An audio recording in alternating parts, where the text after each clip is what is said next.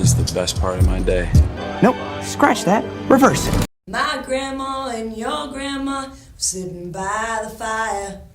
My grandma told your grandma, I'm gonna set your flag on fire. Talking about hey now, Hey now, hey now, hey now. I go one day. Oh, Jacques Finade, Jacques Finade. Look at my king all dressed in red. I go one day. I bet you $5 he'll kill you dead. Jacques Finade. Talking about hey now, hey now, hey now, hey now. I go one day.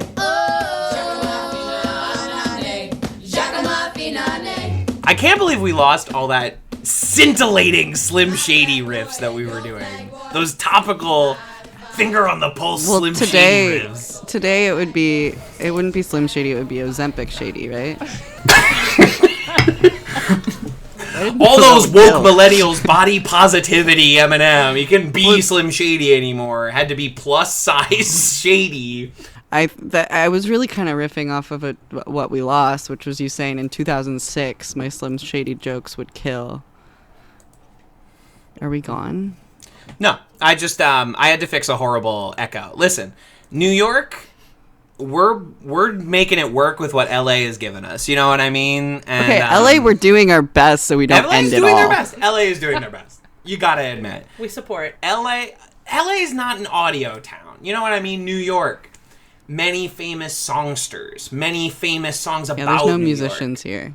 Yeah, Podcasts exactly. have to have been invented in LA, though. I agree.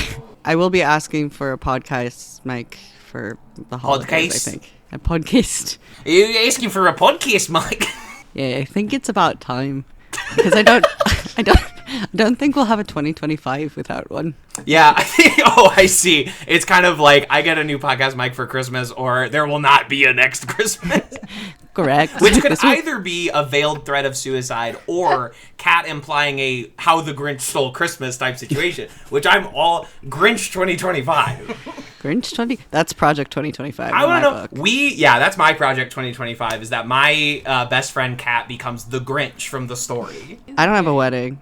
Oh, yeah, my best friend's Grinch is my new pick. I'm walking in. It's kind of crazy. And this is actually very topical to when we're recording this, 1 week out from Christmas Day. There's we love to expand on the Grinch in a feature film context. You know, we'll really stretch that book out to like a feature film running time. We've done it several times now. But there's no like Grinch 2. That is surprising. No one has ever been desperate enough for money to go like, what do you get up to next? Well, you know, the isn't Grinch goes Hawaiian. Yeah. The Susian estate is pretty weird, right? Aren't they like really like free with some things but not with others? You know, I don't know what's going on with the Seuss estate. I assume they love money. That's kind of what I'm operating under in the way that like many estates love money. In the same way that like Christopher Tolkien is just like, you know, every scrap of paper he could find from his dad, he was just like, and we're publishing it as a separate $20 book. It's 12 words. The Keith Haring estate is just like, what if we put it on everything? What if we just put those little squiggle boys on as much as we possibly love can? the squiggle boys. You know who is kind of Susian is my guest. Oh, yeah, I've been told I look like a star-bellied Sneetch, or that I have the air. Damn, Emily, we gotta put you in the machine. It's time to get a circle on your tummy now. It's a star. It's a Well, a no, but star. there's both. That's the whole story. You know, right. the No star spoilers. is popular, but then another shape becomes popular. So the star-bellied Sneetchers, they go in the contraption. They come out with a different shape, but by the time they have that shape, the star is popular again. So then they have to go back in the contraption, and it's a back and forth. It's a back and forth. It's a lesson in trends. It's Can't like chase an trends. Can't chase trends. anti-conformity story. Exactly. But I Right? do think, Emily, while you're in LA, it would be super cool if you got like a giant star tattoo on your stomach. Well, I had a star tooth gem, which was equally polarizing. Wow. I say commit to the bit. I think a powerful stomach tattoo that is just one big blue star in the style of the star-bellied Sneetch is the way forward. Emily has never had a tattoo, so I do think this is the Never? first choice. I recently got it few new tattoos, but the most exciting one is my inner lip tattoo, which I know this is an audio medium and not a visual. Barely an audio medium, given how much foreplay It attempts to be an audio medium. But I have this inner lip tattoo that says slut now. Which, as I said, you were born with that. That was not a tattoo. Exactly. That was a birthmark that birthmark, gave you yeah. your destiny. Born and bred. It was Born to be unlocked. Like slut. the X gene in the X-Men franchise. You know, you just hit a Truly. certain age and then suddenly you could shoot laser beams. Some people, they can shoot laser beams out of their eyes. Some people, some mutants, you know, they become like big monsters like Nightcrawler or Beast. And some X-Men have the word slut written inside their mouth. And they're not as popular. But they're worthy mutants all the same.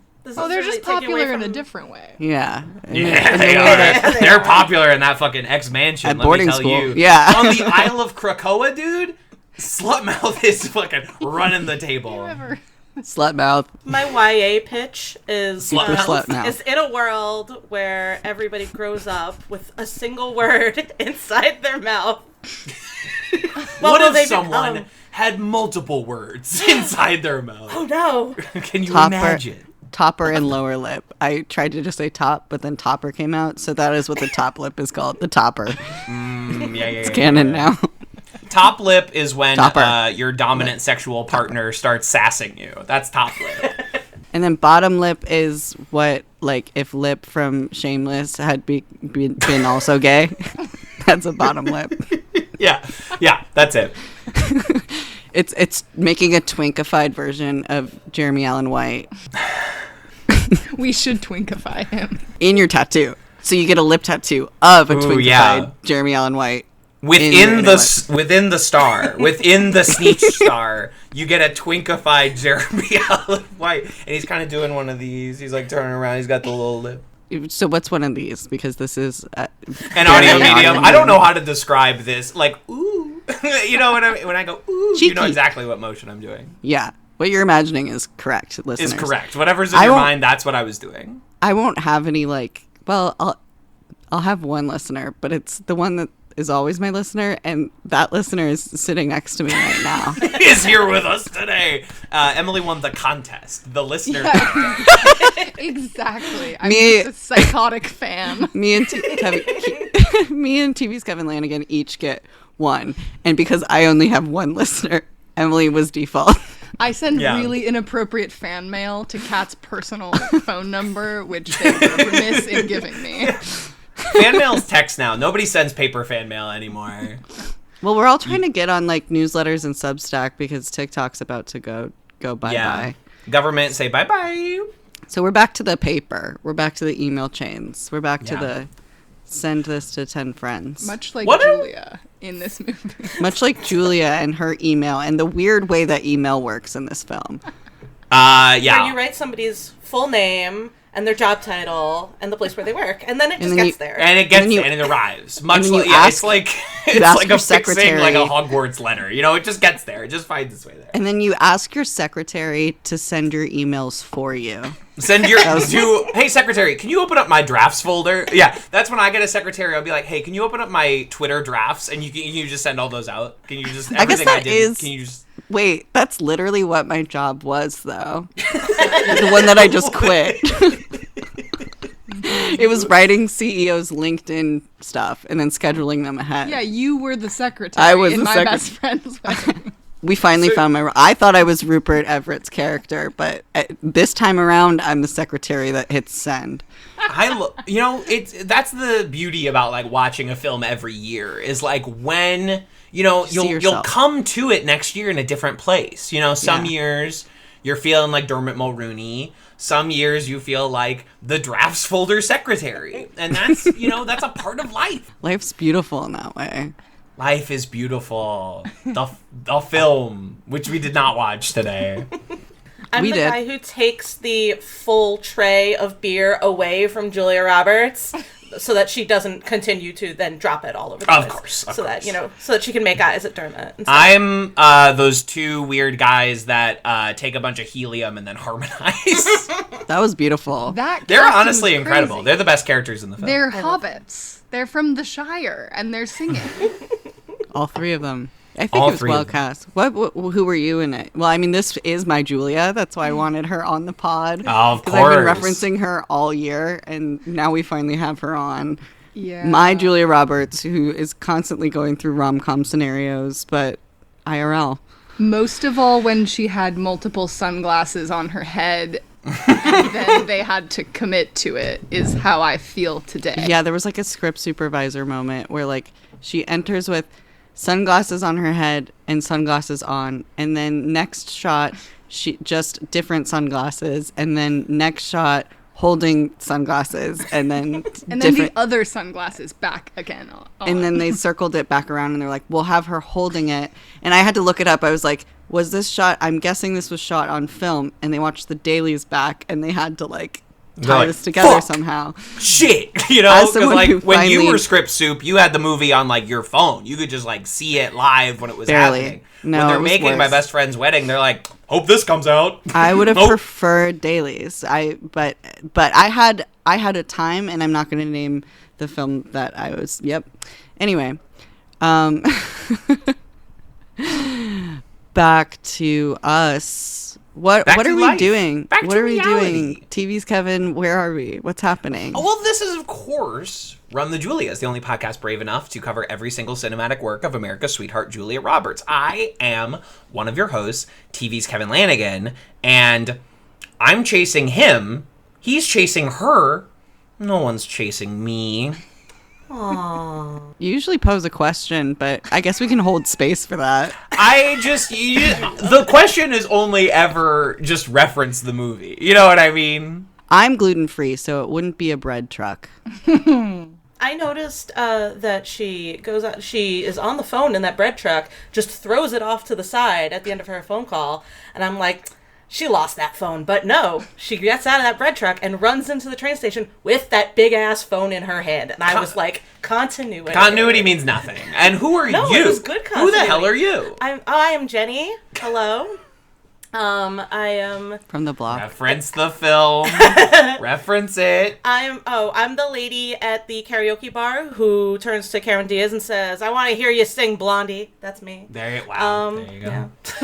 I have a podcast. I don't do it anymore. So I'm really. You had a I'm really- podcast 5 years ago. Archival. I had a podcast 5 years ago. You can and still as you listen. can People tell, can still go listen to The it. muscles, they can. I still pay for it. There you go. It still exists, and the nominees were.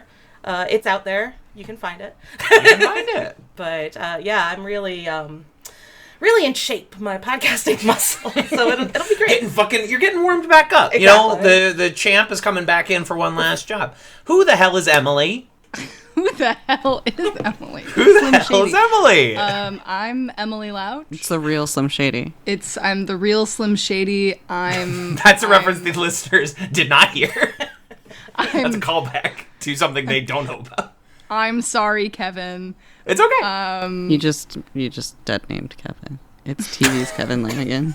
I'm sorry to TV's Kevin Lanigan and the Thank trans you. community. Thank you. Trans community. I should get my name changed with the government. I should go to the government and be like, my name is TV's Kevin Lanigan, and tell me that it's not. Yeah, get in there before election. Before somebody else takes it.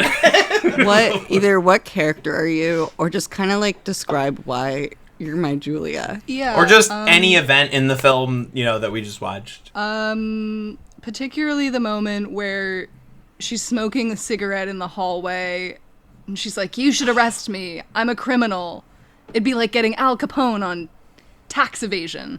Like, that is something I feel like Yeah. I've been in that situation a million times. With Paul Giamatti as the bellhop. exactly. Paul Giamatti. Emily, I'm so glad that was the reference you chose, because I didn't re-listen to last year's episode, but as soon as we were done recording, I was haunted by something, which is we didn't talk about Paul Giamatti at all. We did not mention Paul Giamatti in that record. And I came away from this viewing of this film with one incredibly hot take. She should have fucked Paul Giamatti. They have so much heat in that scene. They're talking about being smoking, and he like gets down on her level, and I'm like, these two should pork. Yeah, my dad was Paul Giamatti's guidance counselor in college, and he was going through an emo phase. Paul Giamatti was. Paul Giamatti was? Yeah. Does your dad somehow have pictures? That probably would have been frowned upon at the time. By I don't know if they had photography back then. Well, yeah, Paul Giamatti would have had to have posed for a photo for several hours as the film was exposed. Yeah, it's very, very still. Yeah, I don't know if they had photography. They definitely, it was sometime between photography being invented, but before phones on or cameras on phones. So sometime in between then is when Dad was in college. It's a narrow window, but we can slide right through. We got to get that yearbook. We got to see his Cure haircut. Yes. I bet he had one. My God. I bet he did. My dad loves The Cure too, so this is all kind of like lining up. This is all coming together. I'm or maybe he likes Rush. Anyway, it's some Two very different vibes. Rush is kind of one of the quintessential dad bands. Would we not agree? I would agree. Rush has to be. Rush is like right there with Steely Dan as far as like dad only listening. I think my dad's variant. My dad likes Rush fine, but I think his variant is he likes Yes. Yes, He's a huge yes dad guy. band. Huge dad band. I am Cat Scott. I use they them pronouns. And I assumed you had done it already. Yeah, that's how it usually goes. And I continue to want to be Rupert Everett's character in My Best Friend's Wedding for the very own Emily Lautch. And you are, in my life. Yeah. You are my George. I would love to be. I kept kind of looking at it. Was nice to watch it with you and be like, do I do that? I do that, right? Well, specifically breaking out into a musical number to humiliate me when I'm making bad decisions, that is something that you would do. Yeah, that really aligned. That whole dinner sequence is one of my favorite rom-com scenes. Because it's insane. It's so wild. Because every like the movie, obviously, like the opening credits is like a fun little throwbacky music number, but it's not happening in the universe of the film. And there are several other small a word musical... that I constantly Google, diegetic. Because Diegetic. I'm like, what is it? It's like diarrhea, dialectic, It's like diarrhea and dialectic. Sorry, now that Emily's here, I have to give a content warning whenever I reference poop or fart or any bathroom jokes. Usually I give a content warning. Oh, too late. But anyway, sorry. Back to what you were saying. Anyway, yeah, as I was saying, diegetic means going poop in a toilet. But every other musical number is like non-diegetic or like brief enough that it's not, like a sustained idea. The dinner table sequence being the exception to that, where the entire restaurant, I mean, it's theater kid Denny's post-show, like it's everything they've ever dreamed of, when they start singing songs from the show that they're doing. And it's crazy. It's nuts. The waiters waving their little crab hands. Yes, this would happen in Chicago. Also, the restaurant that they do it in is called Bury the Cuda. It's apparently real. It was real. It was. Past It tense. closed. Yeah. I watched the little featurette. I watched the little featurette too. Let's go. I watched the little featurette. The first chef at the opening sequence, his name was Charlie Trotter, and he died. He's like a third cousin of mine. I am kind of related to so many people constantly. I have a playlist called Diegetic Pop, and I did put in the Best Friend's Wedding, I Say a Little Prayer, as sung by the cast. Other songs included in Diegetic Pop are Pop Goes My Heart with Hugh Grant from Music and Lyrics. I said I wasn't going to lose my head, but then Pop Goes My Heart. Pop Goes My Heart. I Saw the TV Glow had a good one. Josie and the Pussycats has a bunch. Lindsay Lohan in That Girl, Drama Queen, Confessions of a Teenage Drama Queen. Smile 2 has a bunch of fun ones. Wow. A lot of Lindsay Lohan. Ultimate from Freaky Friday. Obviously High School Musical, which you watched High High School Musical 3 recently. I did. I've completed the trilogy finally after long last. My roommate and I. My roommate, of course, has seen it many times, but I had never seen any High School Musicals until a few months ago. And just this week, I finally saw High School Musical 3. Yeah, what were your thoughts? I mean, it seemed like you really needed to kind of talk about it. Thank you so much for asking. I have many thoughts about the High School Musical franchise as someone who watched it for the first time as a 32-year-old man. Real quick, rankings. 2, 1, 3. I don't think it's even I don't even think it's like open for debate. 2 is the best, 3 is the worst. Yeah. Because here's the thing, is that 2 had the step up in production quality, because of course, as we all know, High School Musical 1 is just like a regular DCOM. It had a regular DCOM budget, and all the songs in High School Musical 1 feel like they're not written for, like, the characters in the musical. They're not, like...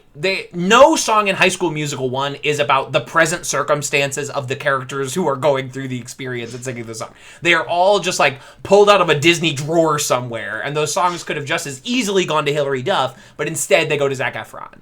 But it's still fun, and it is by far the most solid story of the 3.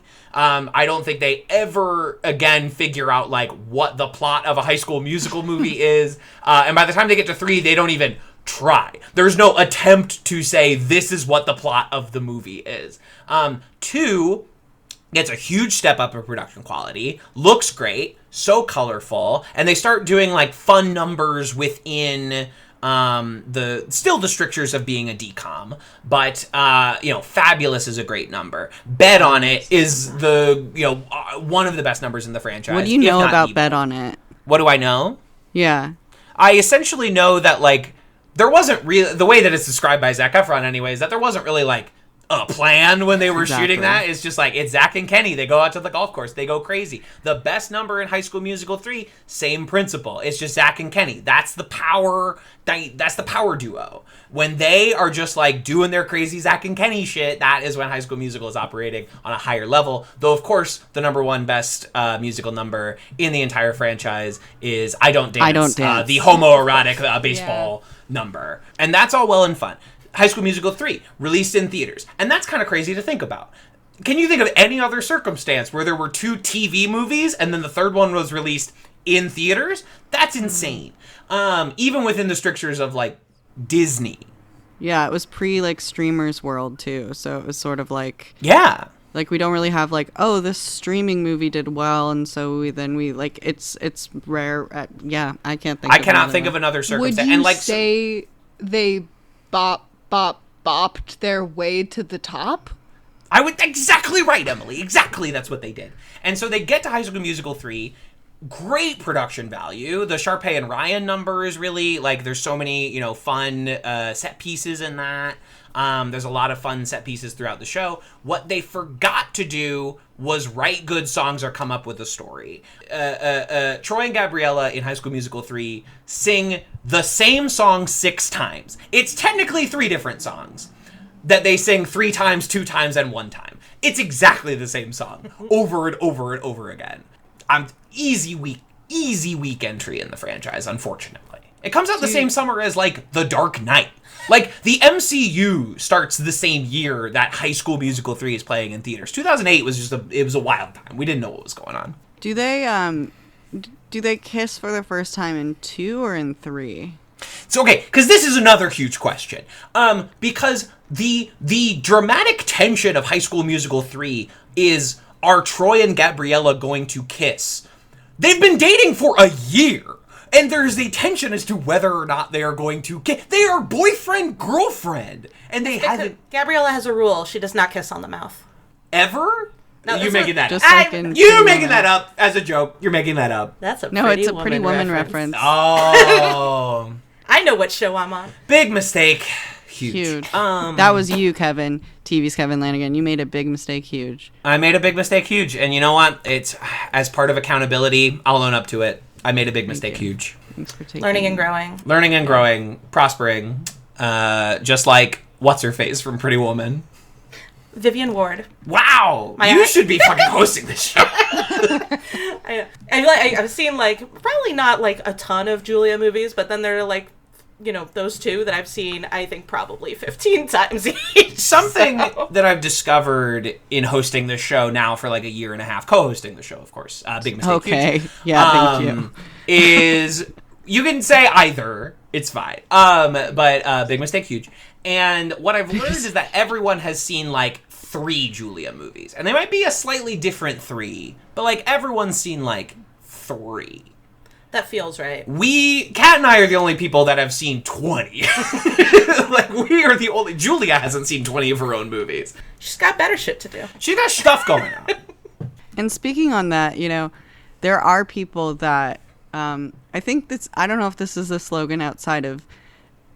out of AA or 12-step, but a good one that works there is, there's plenty of good ones, but one of them, progress, not perfection, famously being one of them. Of course. But the program, or in this case, this program of Run the Julias, isn't for people who want it. It isn't for people who deserve it, but it's for people who do it.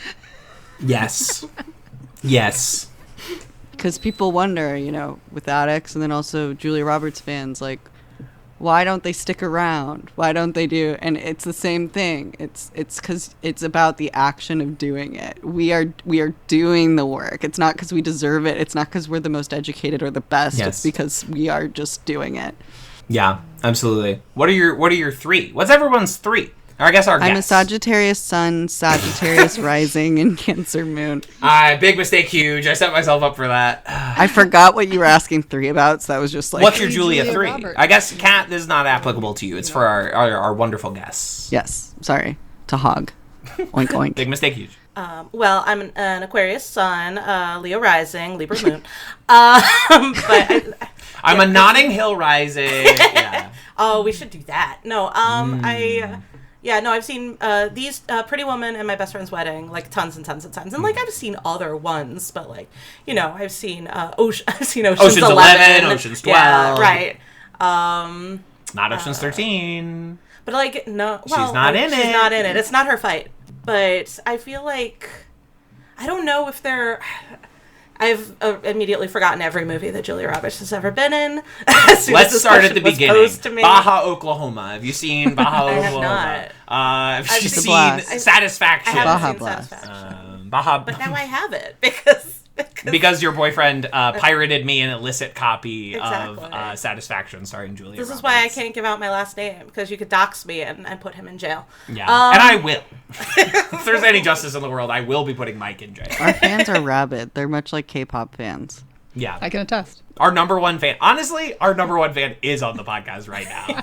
Jenny famously does not listen to the podcast. I listened to My Best Friend's Wedding episode. Okay. I wanted to prepare. Well, great. You I can wanted- tell me if I'm just repeating myself.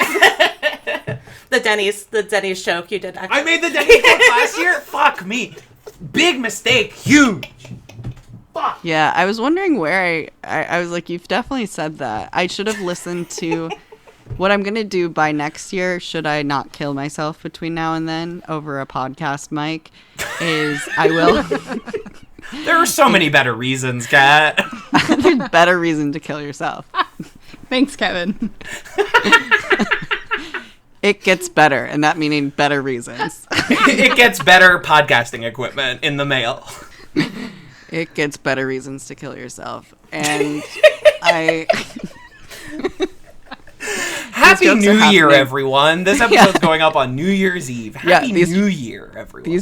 These jokes are happening because I, as we record, I'm approaching 30 in like 48 hours. So mortality feels imminent.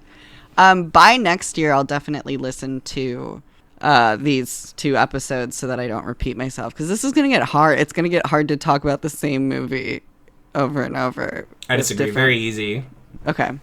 I wrote notes. Yeah, Jenny has Weird. notes. Show her companion. No, should but how what much are notes Emily's big 3? What are Emily's... Oh, Emily. yeah, I do want Those to are hear beautiful. Of course. I'm my big 3. I'm an Erin Brockovich sun, which I'm a Taurus sun, so that actually does That actually correspond. checks I out. thought about this while you were yapping. And I'm a Notting Hill Rising. I think that's what my social mask is, kind of Julia in that movie. And then I'm honestly a My Best Friend's Wedding Moon, just kind of pond scum. I'm detritus. I'm flotsam and or jetsam. Deep down, and that's an Aquarius moon. You're the pus okay. that goes onto the bacteria that eats the pond scum. The fungus Yeah, and the fungus. Yeah. bacteria. Sorry, in the yeah, it was pond. fungus. Yeah. You were right. Yeah. Yeah. I That's a think fun scene in the train station when she's scum. She's on the ground. Makes and her she's like, I'm fungus. scum. TV's I'm Kevin, scum. What are yours? Do you know what a sun rising and moon is? Sure fucking don't. Sure Okay, don't know let me what any explain of that for you. means. Let me explain that a bit for you. So your you. social mask is your I'm learning. rising. My we social don't need to look mask, is that MASK? No, your social masculine. Yeah, you were right. It's MASK. Okay. It's Well, your I social didn't, Jim Carrey. trans No, mask, you're, they're. You're right for asking. you. Because in this, for who I am, that makes mistake, sense that you. you would have to clarify. We're not going to look at your actual astrological big three. This is strictly just to kind of explain. So the Yes. rising is like what you present as, like your first impression and kind of like your outward performance self. Your sun is like your truest you, like what your core like personality and like belief system and like the one that you already know for you, it's Sagittarius. And then the moon is your emotional world. So not everyone knows, but maybe 3 to 6 months into dating you, or when you're by yourself, or your super long walks, like what kind of comes up for you. My super long walks. Okay. Thank you for explaining all that. Let's see. So I probably present as... This is a good question. This is a good bit of interrogation. Am I maybe... And you know what? I'm going to leave it to my 3 best friends who are on the other people on this podcast. Do I present as a Notting Hill? Am I a Notting Hill son? Am I a Mystic Pizza son? That one's a little silly, a little fun. You know what I mean? And so I think what you present as, if you feel like in social situations, at new parties, at whatever, like, yeah, that would be your rising. Okay, I don't. Mystic Pizza Rising. Mystic okay, Pizza I'm sorry. Rising feels fun. This shit just fucking went in one ear right out the other. Okay, so what I'm presenting at when I'm walking into a room, it could be a Mystic Pizza. It could honestly be at my best friend's wedding because this movie is fucking ridiculous and musical, and it's perhaps the most overtly silly Julia Roberts movie. Yeah, I think it's but like while also having a lot of sincerity. And a lot of sincerity and a lot of, grappling with oneself. So I might be at my best friend's wedding, whatever the presenting one is. Rising, yeah. Thank you so much. And then it's sun. Yeah, your main, And that's your main one. That's my self. That's me. Your main one, yeah. My main one. That might be Mystic Pizza. You know what I love mean? that. I might be a Aw, that's Mystic sweet. Pizza son. That's so cute. Thank you. I'm a romantic at heart, but it doesn't always work out. You know what I mean? Yeah. I'm from a small town, like I assume Mystic Pizza is set in, and it's kind of like, it's small town-ish, just small town adjacent, Mystic, Connecticut. And, so I'll probably go Mystic Pizza. And then, maybe, deep down, my moon in my heart of hearts, Ocean's 12, baby. Oh, Fuck yeah. yeah. Euro trash, baby. Chaotic. Love that. Fuck yeah. Ocean's 12 is in my heart. I don't think I have any Mary Riley in my chart. Really? I think I'm a pretty woman Venus, because I'm a Scorpio Venus in real life, and I've always felt that, and Your I've always Venus, been your typecast. fire, your desire. Yeah, I've always been Yep, just like the Razors. I have always been typecast as a sex worker. So it feels right. Yeah, a that pretty checks woman. out. That checks out. If it's not my big three, I think I'm a Notting Hill sun, my best friend's wedding rising, and then Sure. I need to think of a moon. I know, unfortunately, it might be August Osage County. I was going to say Charlie Wilson's. Charlie Never. Wilson's No. War. Oh, No, that would be my Mars. Uh-oh. I'm hearing... You said Charlie Wilson. I hear... Uh-oh. Do you... shouldn't have done Is that. What happened? that sound on your end as well? I'm hearing like a I did knock hear at it, but Oh! Can't lie. Oh, Merry Christmas, it's me, your friend Charlie Wilson. What's happening? you haven't caught up. No, I'm behind. You're not caught up? Wow, I mean, this is a year old. I first debuted on this show in November 2023. I have heard this. I just Everyone's didn't know that it favorite was gonna recurring happen character, right now. Senator Charlie Wilson. It's like Beetlejuice. Right, I understand now. Yeah, if you Yeah, say except you say my name one time. Once. It's a Beetlejuice that's really hard to deal with. You mention him at all by name, and summon him, and he appears. And then does Kevin talk like that until we say the magic word? No, to he cure just him? does it kind of. You gotta say my name backwards. I'm like Mr. Mixes Pitlick from the Superman comics. You gotta You're say like my name Stanley backwards. I hate that my brain went so literal. I'm like, I can do this backwards. You can, draw it out. Yo, sound it out. Yo, The write it only down on pull your I little have is notebook. You Stanley can banish me. You have the power. Oh man, it's my time to shine. You're the only one of the three of us that can read. Can you hear us? No, I'm not gonna do it. Yeah, I can hear you. Okay, good. I just Charlie, didn't. You didn't how say are anything you- of import. I didn't respond. Charlie, to what? it. Charlie, what's your? I think we were just muttering. What's your big three for Julia's? What's my Charlie big Wilson? three, Julia Roberts? I would have to say, Charlie Wilson's War Rising, Charlie Wilson's War Son, and if I'm getting introspective about it, Comedy is I would have three. to say August O'Jays County Moon. I hate that we have that in common, Charlie. We share that, Kat. You and I have a special bond. That makes sense in some ways. In some, I'm gonna be the dark best ways. man at your wedding. I just know it. I thought it was gonna be like TV's Kevin or something. No, I'm but gonna walk you down the aisle. If TV's Kevin Lanigan stayed in character the entire wedding, that would also like verify that my best friend's wedding is my rising. You know. Why did they say it like that? Stay in character. I'm Charlie Wilson. I hate this? Why did they address me as if I'm TV's This is like Kevin when you Lanigan? hate puns and like someone just keeps doing puns, you know? Nivek. Nivek. All right. You saved us. You saved us all.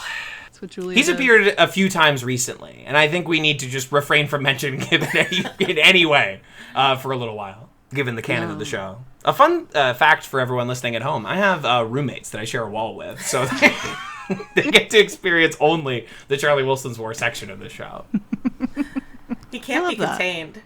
Yeah. If I say it, it doesn't count. Talking about the movie, what were your, this was your first watch, right? Yeah, I never seen it before. You had never seen My Best Friend's Wedding before. No, I was really upset, and I'm still upset. Let's get into it. I'm unwell. I do Based feel on the unwell. events. I feel really. I didn't know they were gonna subvert the rom-com, and I didn't know. Kat was like, "Yeah, you're Julia. Watch this movie." I'm thinking, "Yeah, Julia Roberts gets the guy." No, Does not happen. Does not occur. it was appalling. And She and gets it an even left me better upset. prize than a man, a gay best friend. Exactly. is I the mean, true he's a better prize. prize than that man. Let's be real. Yeah, That's you true, have a that scorching man is hot take about this, but that we'll hit Emily's Yes, well, full of course. scope of thoughts first. Well, I mean, he's terrible. I sort of thought everyone was terrible. And sometimes a movie where everyone's terrible is really fun, and it was fun, but then I still wanted sort of the villain to win at the end. Julia being the villain, because Yeah, of that course. seemed fun. Obviously. But it's true. The prize would be a terrible man. A wretched sports writer, a disgusting speck of a man. Yeah. I do like the way you say terrible, so I'm glad you said it so many times. Terrible. Just the way that you pronunciate terrible was really satisfying. Terrible. Y'all want to listen back 15 seconds, you can kind of just keep Just looping replay that if one you over and want. over again, yeah. Terrible. Yeah. I'm gonna splice it in here several times, yeah. Terrible. Terrible. Terrible. Yeah, that's going to be the song at the beginning of this episode. I'm gonna remix. I'm gonna take the Skype theme song and I'm gonna remix Emily saying terrible. Terrible. Terrible. Terrible.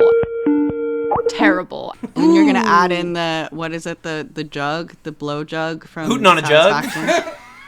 A little hootin' on a jug from our regular intro music from the film Satisfaction, of course. Terrible. Terrible. Terrible. Terrible. Yeah, I mean, I loved Cameron Diaz again. I think I didn't like pay enough attention to her because I didn't know where the plot was going, which tends to happen. That's kind of how like watching Wicked once and then watching it twice. Like once you kind of know where the arc is, then you can pay attention to the other people and their performances. So I had fun. I had fun with Cameron this time around. I had fun with the writing this time around because I wasn't constantly trying to figure out what happened.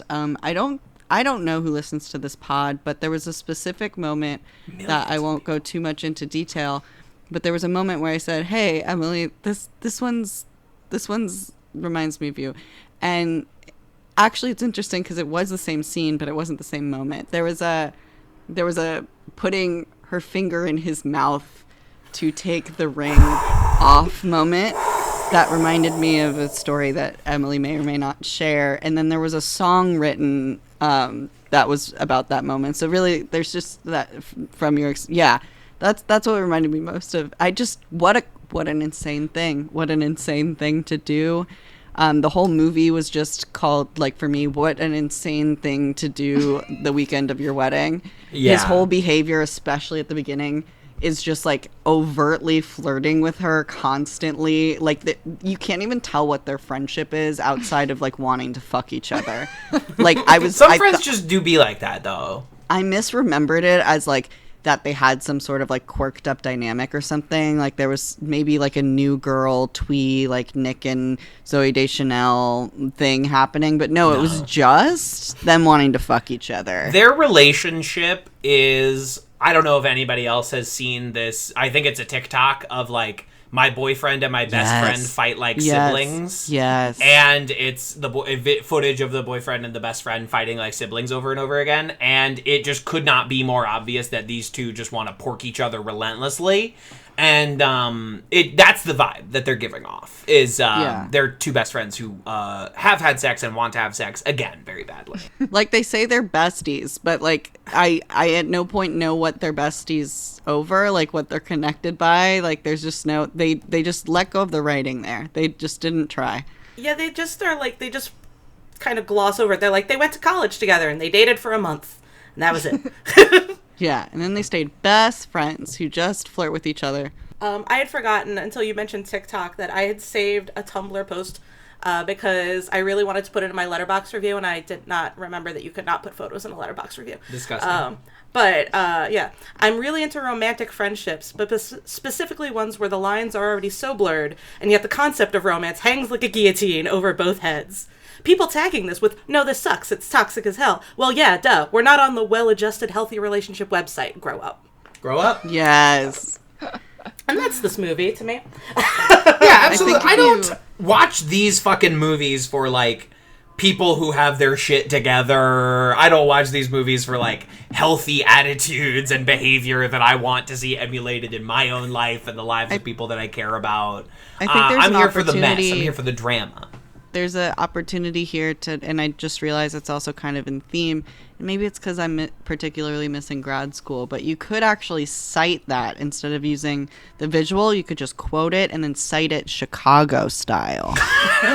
Which is where this film is set. It all ties together. Unhinged behavior to take your best friend on a river cruise. Yeah, I said that. Like the day I before. said that. Yeah, that's right. I was like, Emily, did you? This is Emily behavior. I didn't think it was that weird. I didn't think the setting was that weird, which is That's telling. troubling. That's tough. Well, you know, That's tough. I guess it's not so much the setting because I've only taken one once, and I was with my actual best friend. Yeah. We did not want to have sex, but no. Then the slow dancing I think really makes it. Do you all know that there's an alternate version of that scene, the Chicago River Cruise scene? I think I missed What is this. it? I picked this up in the featurette. There's an alternate version. You can watch it on the DVD. Essentially it's 99% the same scene of like them on the Chicago riverboat. They're talking earnestly about their feelings and like their lingering, sensations that they still have for each other, and like how you can never really let that kind of thing go if there's no space. And then a tour bus for the Dave Matthews Band pulls on over the bridge, and it dumps a bunch of poopy on them. Did you guys know about this? Yeah, I know about this. You know about this scene? Why did they cut it out? That's so good. You have to let it linger. Maybe because people don't like poop. Yeah. Ever think about that? Maybe Julia Roberts doesn't like poop. Oh, wow. It's because she doesn't. I That's an bet, actress. I bet she doesn't. That's I an would- actress people that to do doesn't. I would poop. put money up to poop for her. Yes. Yeah. Celebs are finally at the point where they're hiring surrogate poopers. I'm sorry, Emily. Yeah. So It's like And the, I'm sorry, Julia Roberts, who is listening, of course. Exactly. yeah, she listens every week. Well, there She were listens a lot every of week, and people- every week she is less likely to come on. Every week that passes, she is like even more no than last week. You have to let it linger. Emily had like a similar, again, might not share the story. I just love to put my friends on the spot. That's but the best friend's role. George like constantly is humiliating Julia. So Emily does this thing sometimes where she goes on big romantic abroad adventures with her best friends, and I'm not talking about the finger sucking one even. I'm talking about one that happened this year. Yeah. Who I feel is the Finger sucking is so 2023. What Finger what's- sucking. You know? We're leaving finger sucking behind this year. What's in his the new name? year. What's his name? The McDormand character. Francis McDormand? Dermot? His name's Dermot. Dermot. Dermot Mulrooney? Michael. Michael. His name's Michael. Michael. Sorry. Michael. So, the dynamic of Michael and Emily is very similar to a trip you took I to. think, to put you out of your misery of doing this accent. Usually it's better. Usually it's much better. Usually it's A+. I did go on a trip to Mexico City with my sort of like ex-lover turned best friend this year. That was similarly like really just like charged and It wasn't charged for me. It is ultimate. I shouldn't say this into a microphone. It wasn't charged for either of us, says Emily. No one had feelings on that trip, says Emily. I didn't. yeah, but it's similar. And then like kind of like fucked off for a while, but I don't know. It just similarly just going on weird trips. Sometimes you have to go on a riverboat or a trip to Mexico with someone who you once had sex with, and that's what I'll say on that. We can all agree on that, right? Yeah, I think we can all agree. We can And all I think agree on that. That's a totally normal thing to put in a movie because it's a totally normal thing that normal people do. It Yeah. happens somewhere every day. This is actually a very like queer dynamic of them to be like friends after being failed exes. Like that's not very common with guy girl besties in the modern era. Well, I guess it was 97, but like people get a lot of shit for it now. Where it's like you can't be friend, especially if like there isn't something like professionally or socially really keep connecting you. But in queer spaces, you're allowed to, and in fact, you're encouraged to. Wow. And that's beautiful. Maybe this movie is the reason that straight people are afraid of people who are friends with their exes. With their exes. Yeah, that could be. Could definitely be that. Could be, there's the When Harry Met Sally influence as well. Sure. Men and women can't be friends, as famously posited by Harry from the film When Harry Met Sally. And he was right, because they get together. Well, that one didn't work out. I don't think the film is stating that they can never be friends. It's just those two couldn't be friends. Sure. Classically. Now, I'm going to put the floor over to Jenny, my guest here in New York City, because when we started this show a year and a half ago, you have been waiting to drop a mammoth take about this movie, about one character, and you've done it many times at Trivia Night. Yeah. And it's time, finally, I'm going to roll out the audio red carpet. Oh, I love this. It's time for you to read A Man for Phil. I don't think that this is an uncommon take. I did not know this was a hot take. I think that Dermot Mulroney is bad in this movie, and that they should have looked for anybody else to play this part. Anybody else. Although I will say this time I was watching it, I didn't hate him quite so much. I found that he is charming when he is, like, for example, looking at Cameron Diaz like he loves her. And who can imagine? I mean, that's so hard to act. You know what I mean? That's just like, that's a tough day on set when you have to be like, I have to pretend that I'm just like hopelessly in love with Cameron Diaz. Like, I don't even know how you act a scene like that. But, and I do think that he has a tough, a tough bar to clear in that he has that scene where, the three of them are sitting in the restaurant and she's like, oh, if you just take this job, and he's like, he gets so angry at her. He gets so angry. And every time I'm like, kill this man. It's on site. That's like, when he loses me. I think that Michael is a despicable character. I think Dermot Mulrooney is doing what is asked of him. The thing is, what I realized is that, like, because, she says afterwards, which Julia is, like, so confused when Cameron Diaz bursts into tears. It's like, no, this is all my fault. But she says, we already settled this and I reneged. And I was like... Reneged. Which is why I remembered it. But I was like, oh, damn, like, maybe they have had actual conversations about how fucked up their relationship is, and we just are not privy to that. So I guess he kind of has a reason to be upset, but I just don't like the way he's upset. Sure. He's too upset, and I don't like it. So, 1997... I don't like that she's 20. I'll never kind of get there. Well, that's one of the things that the movie has to do to make you at all sympathize with the Julia Roberts character, is they have to, like, put in these ways that this is a bad marriage. They have to, like, put in all these, like, she's leaving school. She's 20 years old. They met quite recently. All these, like, little things that they have to seed in there, because otherwise you're like, she is the Grinch, and I can't root for the Grinch. This really is a Grinch movie when you think about it. One of my notes, it just says, Kimmy in 1997, me in the year 2000, shaking hands, 8-year age gaps are actually totally normal and fine. Yeah, absolutely right. As said by Kimmy and by you. Yeah. In the year of our Lord 2000. So it's 1997. If it's not Dermot Mulrooney... Well, that's the problem that I run into. Is it Dickie into. Gear? Like, who are we trying to get We don't want Gear. We don't want Dickie Gear? We don't want Gear. Like, that's... First of all, he's too old for it. But then I was like, but who do we want? And, like, the thing is, I want George, but George isn't George yet. George is still, like, he's barely in movies yet. Yeah. He's like From Dusk Till Dawn, George. Sure. This not Out of Sight yet? I think Out of Sight is next year. Oh, it's the year after this. So he's still, like, the guy from ER, basically. And don't get me wrong, ER was a hit television show, but, like, George Clooney is not, like, at the center of movies like this yet. Sure. We're so close to that, but it has not happened yet. 1997. Tom Hanks. It's Tom. No? Okay, no, Tom Hanks is out. It doesn't work. It doesn't work, unfortunately. See, I think you're running into some of the problems that the casting directors ran into in 1997. I have I would do trivia. Hugh? Well, sure. I mean, Hugh. But if you have Hugh and Rupert running around, that's just like the fruity British energy is just like it's overloading the rest of the film. And at trivia in the past, I have posited Dylan McDermott, Steel Magnolias style. Of course. But as I was thinking about it yesterday, I was like, that man doesn't actually have charisma either. No, he sure doesn't.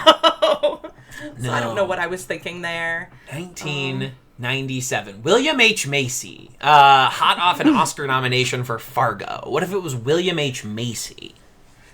I mean, like... Well, hey. You see it? Jeff Bridges. You've got Brad, but, like, he wouldn't do it. Brad and it'd be weird. Wouldn't do it. Brad's also, like... Brad is baby at this point. He is. Brad is still baby. But that's, I think, when he would have to... He would have to be in order to do it. He wouldn't be a... Wait, yeah. John Stamos. I would see more of that guy. Where would this fall in the Full House timeline? I'm not familiar with when that show was on the air or even what it's about. It's 3 guys who are not gay, but they're related. I think 2 of them... 3 straight cousins? Yeah. At least 2 of them are cousins, I think, right? Yeah, 2 of them, I think, were brothers of Bob Saget's ex-wife, and the 3 of them... Yeah. Okay. The 3 of them, they're like both godfathers. Is she an ex-wife or did she die? She died. She died, yeah. That, when your wife dies, she is your ex-wife. She's not your wife anymore. Mm-hmm. My choice is also this man's ex-wife. I also choose this guy's dead wife. They raise one unified Mary Kate and Ashley as one daughter. As one And then character. Yeah. 2 other daughters, and so I guess as godfathers. And John Stamos' character is like a cool, like, rocker, like garage band, like young uncle. So it's and 3 then- men and many babies. Yes. Okay. Yeah. At Got least it. 3 babies. What about Ted Danson? If we're talking about the 3 men for 3 men and a baby, what about Ted Danson in the Dermot Mulroney role? I don't remember who or what That's looks like. tough. You don't know Ted Danson? Does he Sam dance? Malone? Sam he Malone dance from in that? Cheers? The Good Place? Married to Mary Steenburgen? Oh, that guy. He's hot. I had been thinking. I was looking. He's up hot. Stamos Indisputably, because he's hot. I like and he's been hot for many years. I'm so sorry. no, I just had to you're talk fine. about how hot Ted I Danson understand. I feel that. No, I had to look up Stamos because I was like, wouldn't he have been too old? No, he would have been 33. He would have been older than Julia at this point, I'm pretty Yeah. sure. Well, yeah, she was. I looked her up too. She was like 30. Okay, yeah. So, Something like that. you know, But- I love an age-appropriate relationship Right. between John Stamos and Julia Roberts. Yeah. But I guess because he was acting, since the 80s in my memory. Well, she was too. But She was too. But he was on my television as a child, so Yeah. I assumed that he And was Julia a was. whole different. No, she was not. No. Unless you happen to tune in for that one episode of Miami Vice that she was on. Have you guys covered that? Of course. We did a commentary episode. Yeah, I listened to that episode. Hell yeah. Gotta go find that. I haven't gotten to that episode, so I see. I have to You don't decide. listen. Are you going to jump ahead? Well, that episode of Miami Vice. That's what I mean. Yeah. Of my. I liked that you guys talked about outfits and costuming. That was an exciting treat about the Miami Vice episode. I mean, it was a show all about costuming. Like, costuming is like 95% of like why people watched Miami Vice. John And that- Stamos was really hot in 1997. I just looked it up. I'm glad we could, I'm glad we could find that out. I'm glad we could, weigh in on John Stamos. I think it would work with John. I think it would Stamos work with John personally. Stamos. He's just so handsome and charismatic. A Or guy that Wayne handsome Brady. can get away with anything. Wayne Brady is that I'm what you always, said? I'm always trying to cast Wayne Brady. Honestly, Wayne Brady would have fucking freaked it. Wayne Brady would have fucking freaked it. The I problem also- with casting Wayne Brady in that part, though, is that he doesn't sing. Well, he does. He sings "The Way You Look Tonight" on the boat. Oh, shit. Imagine Wayne Brady singing. This is Oh, They would have my added a God. karaoke moment too. They would have added like one for Wayne, and they would have shown Yeah. a juxtaposition. They would have done a Also, hoedown. They would have done a who's high hoedown in the middle of the Wayne- movie. Wayne and Cameron Diaz would be so hot together. That would Wayne be and hot. Julia would be so hot together. I'm always trying to cast Wayne Wayne Brady. I did this Brady. before when we had like, who would you do in Oceans? Like if we redid the Oceans, I was like Wayne Brady as George Wayne Clooney. Brady. I love it. I think that's a great energy to bring because I never would have gotten to Wayne Brady. Recently pansexual Wayne Yeah. Brady. Yeah. Love that. only man. recently. Well, he's probably been there for Oh, only but he's recently but came out as that's pansexual. nice. I didn't know that. Good for him. Likely he's been pansexual for a while. Sure. Sometimes we don't know these things. We don't know. You Yeah, know, that's fair. stars, they're just like us.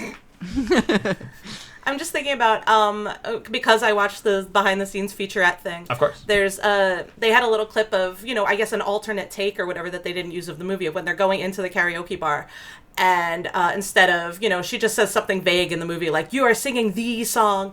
But instead she says to him, like, Tom Jones is calling your name. And I want us all to think about Wayne Brady getting to sing a Tom Jones song. That in this would have film. been very good. mm-hmm. That would have been the karaoke bar they go to is the most insane scene in the movie to me.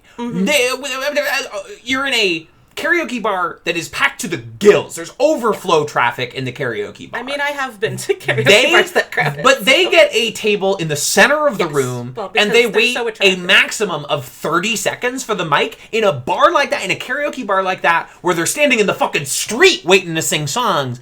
You're not getting that microphone for 2 hours. Where also nobody seems to have put in the song for her. Yeah, they It's just hand her a mic and say, sing this song. Right. Like, you don't get to choose. That's not what this That place did is happen about. to me. That did. Oh, yeah? Just to be the You're rom-com Julia and character Cameron? again. This is- Because ultimately you can project a lot of different rom-com characters onto me. Probably is the problem. What with song me. was it? It was so I went on a date. And all of a sudden, my name was called for karaoke, and I had not put in my name for karaoke. And all of a sudden, I heard Emily All-Star Smash Mouth, and I was like, and my date had put in my name and All Star by Smash Mouth when I went to the bathroom, I guess. Wow. And huge, big move by the date. Yeah, and there was not a second date, I will say. But I'm shocked. I don't understand it at all. because I am a rom-com character, I did then go sing All Star by Smash Mouth. I mean, you had and I crushed it. But yeah, was but the crowd was, won over as they were by Cameron Diaz's Sweet Song? Well, in true rom-com fashion, I looked into the crowd and saw a close friend of mine and was just absolutely humiliated. It was like my really cool, like, young friend hanging out at a table full of goth girls, and I was Not like, the cool oh, young no. friend, not the goths, not the goths. No, the Bushwick goth girls. No. They love Shrek though, so Yeah. No, people were happy about it. They were like, the crowd was on my side. young Paul Rudd. Ooh, young Paul Rudd. Interesting. was too So this is young. Clueless era Paul Rudd. Was so hot. He was very hot. That's an interesting I pull. think he could have done it. He definitely could have done it. Yeah. I was just looking at DVDs on my shelf and saw Wet Hot American Summer and was like, found it. What was the song that you did? Not going to name the name, but there was a time we went to a karaoke and I picked a far too weird, niche, sad musical song, but you did Lady Gaga, Paper Gangsta. not that one. It was like I love that it was choice, like though. it was like a classical, or it was like it wasn't You Ought to Know, but it was Dancing on My Own by yeah, Robin. yeah. Of course. That's my go-to karaoke song. A I would big like to one, know huge everyone's. The year before, the year I lived in Chicago, we lived above a bar, and on Friday night they did karaoke, and you could, like, there was a weird, like, not quite window in the middle of our apartment. It was like, we referred to it as the body shaft because we couldn't figure out what the hell else this hole was for other than tossing bodies off the roof.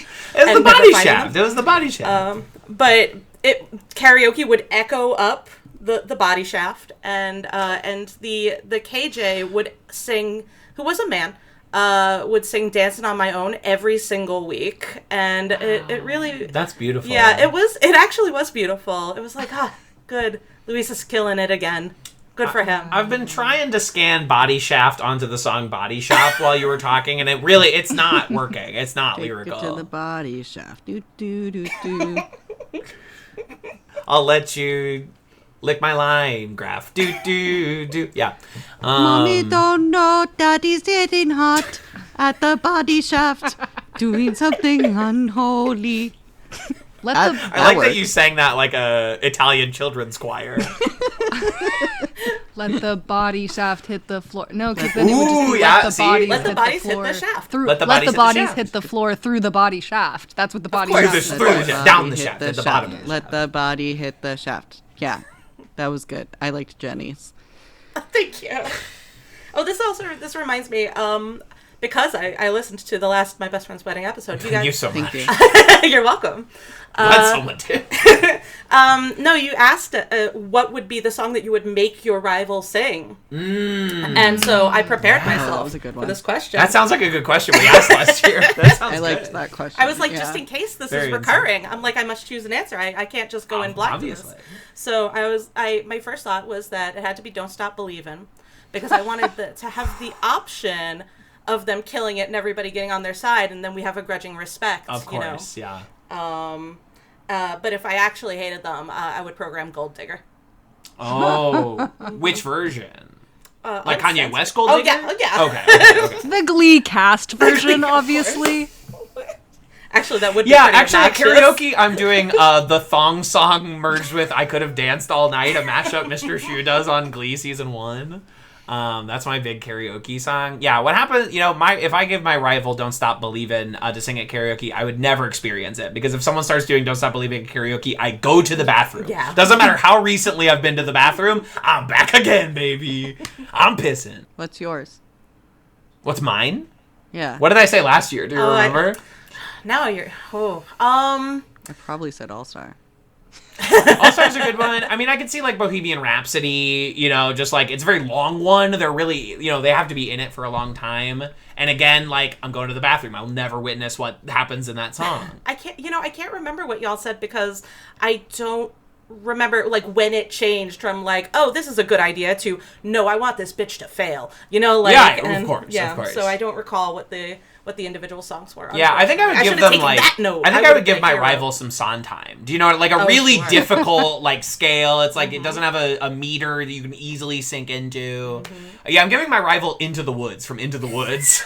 Oh, yeah. I think I would do similarly musical. I think I would do And I'm Telling You, because the likelihood that the person that I'm giving it to probably wouldn't be a person of color. So I think it would be particularly icky. Yeah, I'm giving them a song with a lot of no words they can't say. That was a little bit my last. Yeah. In fact, I'm like, I want to see, you know, even if they dodge as many giving my rival a rap song with the N-word and just seeing what my rival does. I just want to see their face. I want to see what they're doing. Yeah. You know? Like, I want to see all that thought process happening. Giving my rival eyes. the Ghostbusters theme song as they realize it's actually 7 minutes long and there's way more than they ever thought there was going to be. This is a good question. I'm glad we asked that last year. Yeah. I'm glad last year we were smart and on our game enough to ask good questions like that. What's yours? What song I would give my rival? Yeah, Ooh. to make them look bad. And then you can decide if they get endeared. I definitely Because wouldn't you're the want protagonist, anyone yeah. to become endeared to them. Like, I would want them to Fail. suffer and fail. I agree. Sure. Because I I am want- pond scum. Fungus pond scum. Pus of fungus. Yeah. Pus. I feel like I would give something that's like Avicii's Levels or something, where no one... I'm Really giving long them gas Nasu breaks. Dorma. Yeah, I'm giving my rival fucking Oh, Nasu. sometimes I get a good feeling, and then they have to do that, but then the rest of it is just It's sort just of long like dance breaks. awkwardly Instrumental. moving around state. Like, it's really hard to win people over in a song that is meant to be danced to and not sung or listened Yeah. to. Oh, wait. Mungo Jerry and Rumpelteazer from Cats. Oh, Sung by God. one person. We're a notorious couple of cats. Yeah. That would be so bad. Yeah, I'm giving them Hard to like make good. Jellicle songs for Jellicle Cat. You know, I'm giving them like the early, you know, Cats work where they have to like talk about how cats have 3 different names and all these all the you know intense lore that goes into Cats the musical. Everybody's favorite part of Cats. Yeah, I'm giving my rival an exposition song from a musical where they're just explaining circumstances. On My Own from Les Mis. Yeah. Yeah. That's I'm giving my really rival painful. the song from every musical that's sung by like the 60-year-old man in the cast that nobody likes. I'm giving my rival that song. Oh, the Sentimental Man. Yeah, exactly. Mr. Cellophane. Mr. Cellophane's kind of fun, though. Yeah, That's it's Sylvan's fun. fun. It actually is kinda Yeah, if fun. you do the choreo, Yeah. like it's a very fun one.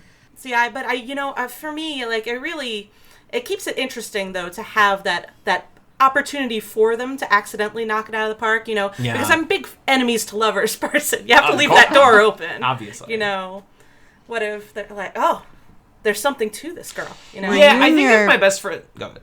Were you and your boyfriend enemies? No, we were Sure. no. At the NBC store.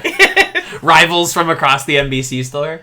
I was walking Best into his friend. section and just pushing mugs off the shelves like a cat. I was fucking knocking over pictures of Brian Williams, so he had to fucking clean them up. No, I am an inveterate fanfic writer. So this is really what I want in fiction, not in real life. Yeah, I think Yeah. if My Best Friend's Wedding is written today, it is a best-selling novel, and B, the girls end up together at the end. Of course. You know what I mean? I think that's like what happens here. There Is was it's a kind of moment- like a thorny thing about falling in love with the woman who's breaking up your wedding for a different reason. The elevator moment was when it was like starting to get a little gay, but they did a good job of like changing it right before I started feeling it. But there was like a moment between them where I was like there was that like sapphic lesbian eye contact moment that is sometimes the only lesbian plot of lesbian movies is eye contact. But there was a moment like that I really enjoyed. Closing thoughts, because we need to eat our takeout. Well, the elevator moment is how I got my first girlfriend in college. So in true rom-com fashion, Of course. probably what I have to say. Oh, my closing just thought. You I- just I- live a different life than us. Like, you're just in a different plane. Yeah, you just exist in a parallel reality to our own, and I cannot access it. And I make my phone calls to my bestie on the other side of the country. That's true. And they're at a strange queer reading, yelling at me Harry from the Shearer stacks. is reading a novel. Yeah. Yeah, that was when I kept being like, that's us. Like, those were the moments where, like, the phone calls, because we leave voice memos. I was like, that's us. That's me taking your voice memo at, like, an AA meeting or, like, at, like, a reading. I was recently at a queer reading. Like, this happens pretty frequently. Yeah, I'm like, I stole a bread truck, and Kat's like, give it back. And I just kind of, Give it back. Did he kiss you back? No, leave. Eve. Do you remember in Runaway Bride when she runs into the back of the FedEx truck and they said, "Where is she going?" And then Hector Elizondo says, "I don't know, but she's getting there by 10:30 tomorrow." Funny joke. Wait, I forgot. I feel like Runaway Bride is a good contender for my top 3. I love Joan Cusack and Rupert Everett are my 2 where I am at. Yeah. That's the in mood your board. space. That's the Cat Scott Yeah. mood board. Absolutely. Yeah. I'm somewhere between that, non-binarily. Non-binarily. Non-binarily, we roll along. The terrible Cat, write that college down. That's production. very good. Yeah. We're gonna start working on that right away. Non-binarily, we roll along. Amazing. Well, they have to go eat their takeout. Jenny, you and I could keep talking about this movie if you care to. I do want to at least just make sure I want to get in this one thought because it calls back to Obviously. previous iteration of this show. I think Interesting. I think that Rebecca Bunch watched this movie and went aspirational. I think this is what I'm going to do one Wow. day. I had not drawn that comparison until right now, but She's I do just think a girl in love. She can't be held responsible for her actions. she has no underlying issues to address. She's certifiably cute and adorably which obsessed. is a callback to a previous project that TV's Kevin Lanigan and I worked on called My Crazy Ex Pod Friend, where we It's watched still same feed. If you scroll back far enough, same feed. You'll see it. Well, this was a treat, Emily. We're gonna go eat. Do you got some words, or where can they find you? Right, Substack. Yeah, you can find me living my sad rom-com life on Substack. I do write about heartbreak and etc. It feels good in a place like this. That's so true. Emily's Fucking Substack. beat me to it. Fucking beat me to it. Not quick enough.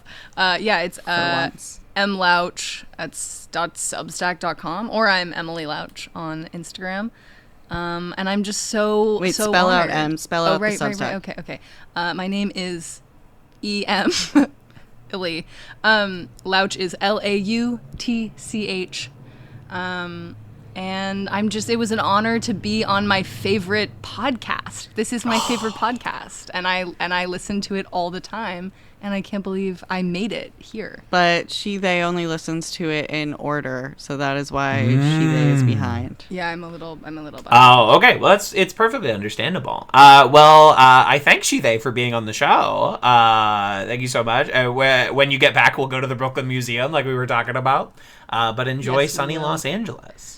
I would beware because there's a good chance that you might get into some whimsy, into some tomfoolery if you go out with Honestly, Emily that sounds really to nice. any It sounds, space. some whimsy sounds good right about now, you know?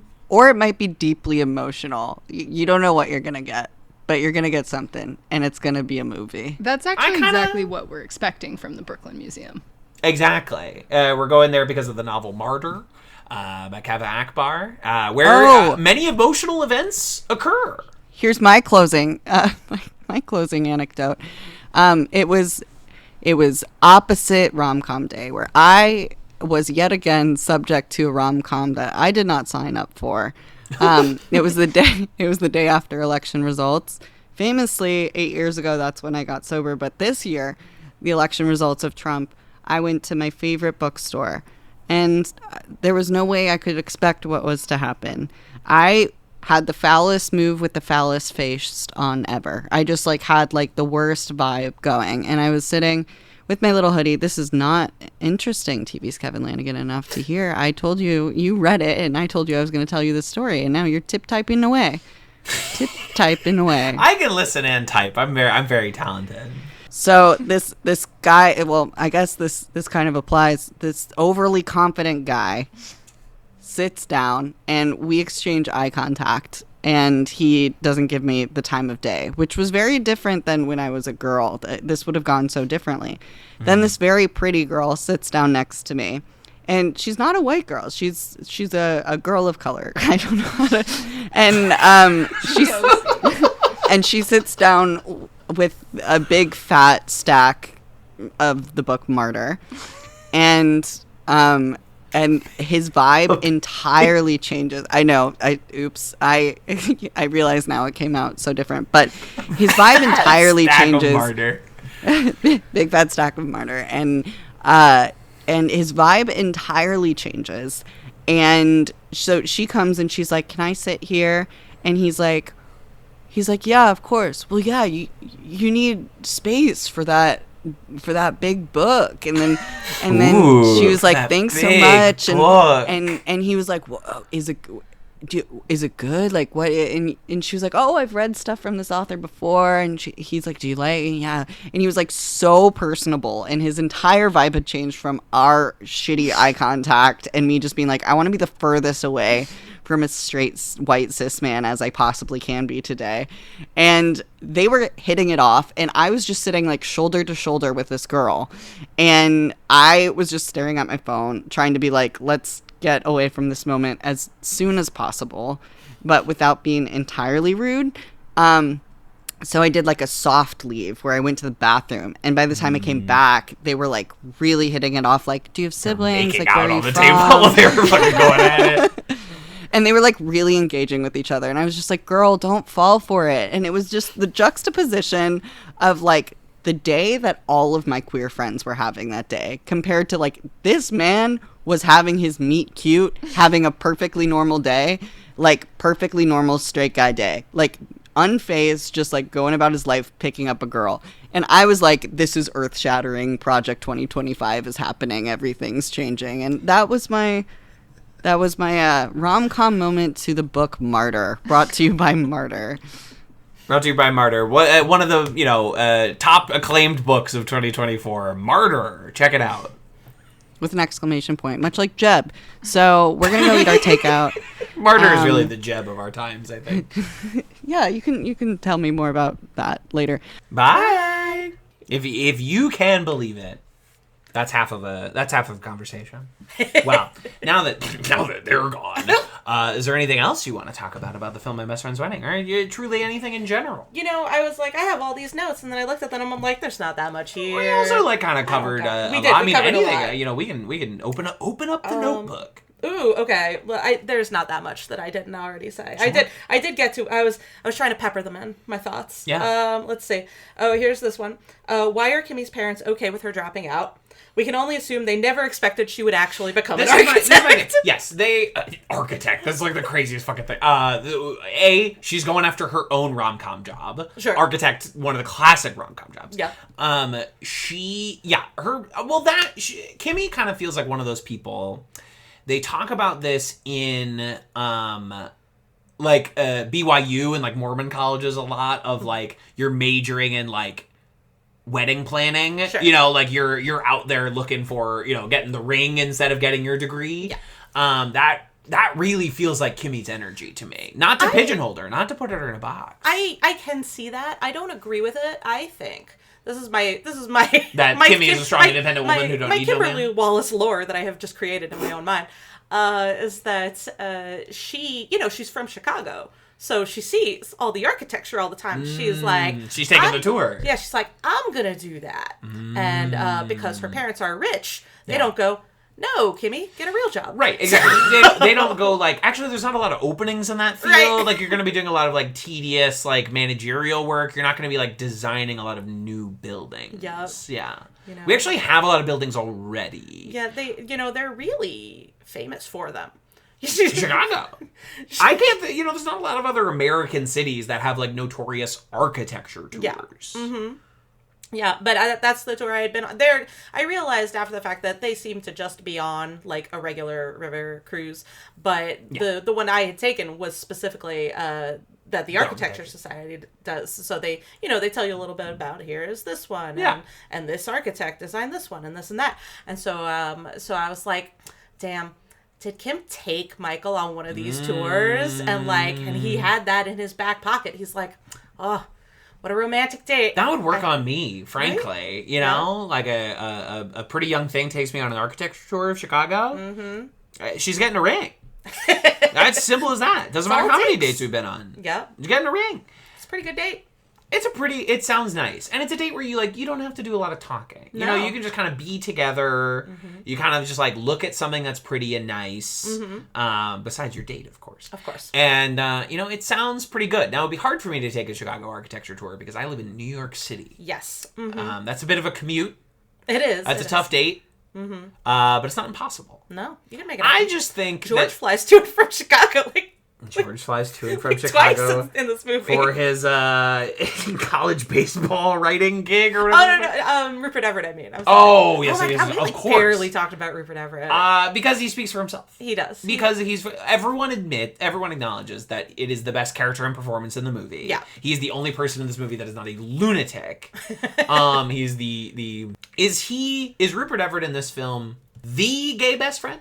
I think so. What is even like second place to them? Well, it's Greg Kinnear and As Good as It Gets. Yeah, like kind of. I feel like Gay Best Friends had a moment too. They had a big moment. I'm right sure there's some on Sex and the City. I haven't seen that show. For some, I can't think of his name. I didn't watch that show either. There's the baldy. Or wait, is he supposed to be straight? I don't know. Somebody, Mario Cantone, I think is probably the best friend. I don't know. Yeah. Don't correct me on Sex and the City. I will not listen. No, I'm not hearing you I on this. Apologize. And just like that, and just you've like pissed that. people off. No, but they did right after this because Rupert's next gig was The Next Best Thing with Madonna, where he's her gay best friend who gets her pregnant. Question mark. I have never seen that film or even heard of it really until now. I actually have a picture on my. Well, I used to. Obviously, not still to this day, but when I was a kid, I used to just pull, magazine ads for movies. Of course, obviously. Stick them on my wall because it's a tiny poster. Free poster, exactly. Right. And one of them was for the motion picture "The Object of My Affection." Okay, which was that's a different Madonna movie. No, that is the Jennifer Aniston, Paul Rudd one. Where I'm hearing about this for the first time. He is gay and she is in love with him, and I was like, "This is my life." It was not. I was a teen. Let me close this IMDb page for Richard Ayoade's directing career. Let me open The Next Best Thing. Yeah, it's the Madonna one. Oh, okay. Well, then what was the one you just said? The Object of My Affection. Okay. God damn, my fucking brain. I didn't actually. It didn't really occur to me how similar these titles were. So Wanderlust was a reuniting of The Object of My Affection pairing. I didn't even. It was really the runaway bride for The Object of My Affection. Yeah.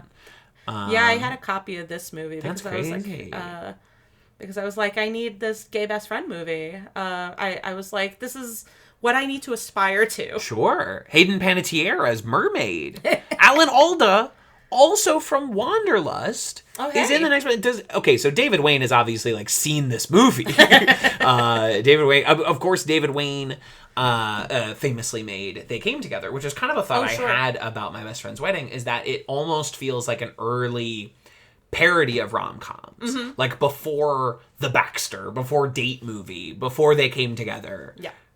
Is My Best Friend's Wedding, because everything is so heightened. It's taken to its logical extremes of likability. Yeah. That it really does kind of feel like a send-up of romantic comedies. Mm-hmm. It feels like a Rebel Wilson, Isn't It Romantic? I feel like I kept referring to this movie as postmodern and then being like, girl, you don't know what that means. That's not what it means in this context. Kind of, though. It's kind of. Yeah, if you're commenting on the thing within the thing, that's very postmodern. It's very postmodern. Mm-hmm. My question is whether or not that's true. Right. I think it's actually very difficult to detect the filmmaker's intent in the creation of this movie, which is very funny. Well, the featurette that you watched as well, they will not stop saying, this movie is such a PJ Hogan. PJ's stamp is all over this thing. Mm-hmm. And I'm like, they are really trying to sell me, auteur theory of PJ Hogan. When I would argue, the direction of this movie is one of the worst parts of it. I don't agree with that. You don't agree with that? No. I like how, I can't think of a better way to put it than Australian. It is very Australian, but I feel like it's hard to get a beat on some of these performances. You know, I think there's just like there's like a cohesiveness that I think is missing from a lot of the movie. PJ Hogan wasn't concerned with that. No, I guess not. I do feel like, because I was thinking about PJ Hogan this time. Always. I wake up thinking about PJ, go to bed in my PJs. I had seen Muriel's Wedding, but, you know, like, I haven't seen it in years. I saw it, like, when it came out on video. You were watching Confessions of a Shopaholic. I actually did watch his second most liked film on Letterboxd. I watched that movie during the pandemic because I was like, I love my best friend's wedding so much. I'm not going to watch fucking Peter Pan. So, like, what else? Well, that was that Peter Pan that, like, people were really horny for. I think so. I know a lot of people who were very horny for that version of Peter Pan. The boy was so golden. He was a very golden child. I was at the time even, I was very struck by that boy. And I was like, nope. That's Kimmy. You can't touch that boy. Yeah. He was also probably an actual child. I don't remember. I didn't care that much. I don't mean to say I was. Peter Pan is frequently a child. Yes. He notoriously never grows up. That's true, but occasionally he's a small woman. So. That's true. Often he is a small small adult woman. That's true. So Peter Pan's sometimes a small woman. But yeah, so I watched Shopaholic, and I actually went to look for my review because I was like, why don't I remember this movie? And it's because it's not memorable. Sure. It's just the Shopaholic. Yeah, Shopaholic. The Isla Fisher vehicle. Yeah. After her runaway breakout supporting performance in Wedding Crashers, they were like, what's the Isla Fisher vehicle? She is very good in that movie. Mm-hmm. In that bad, evil film. Yes. She is probably the highlight. I would say so, yeah. Even though that character is written monstrously. It's written like a misogynist monster from hell. Yeah. She is obviously like the highlight of that movie. Yeah. But I feel like, even though I have only a very hazy memory of Muriel's Wedding, I don't feel like the vibe of that movie is different from that's a Toni Collette film. Okay. And Rachel Griffiths, who says the small part in this movie, I believe she is the sister who gets stuck to the ice sculpture deck. I see. Yes. They got her to come back in for this, and that feels like that was PJ's idea. Yeah. But where was Toni? Like, what was she doing? Where was Toni? These are the questions that I'm asking. People, whenever Toni's not on screen, people should be asking, where's Toni? Do you think that she was supposed to be Kimmy? That's a very different performance. It's very different.